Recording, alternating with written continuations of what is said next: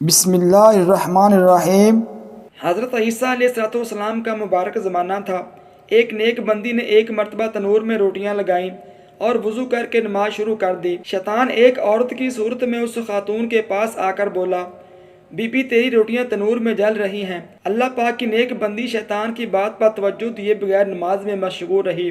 یہ دیکھ کر شیطان نے اس خاتون کے ننھے منھے بچے کو اٹھا کر تنور کے انگاروں پر ڈال دیا۔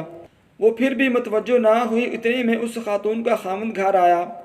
اس نے دیکھا کہ اس کا بچہ تنور میں ان انگاروں کے ساتھ کھیل رہا ہے جنہیں اللہ پاک نے سرخ عقیق بنا دیا ہے۔ اس کا خاوند حضرت عیسیٰ علیہ السلام کی خدمت اقدس میں حاضر ہو گیا اور تمام واقعہ بیان کیا۔ آپ نے فرمایا کہ اس خاتون کو میرے پاس لاؤ۔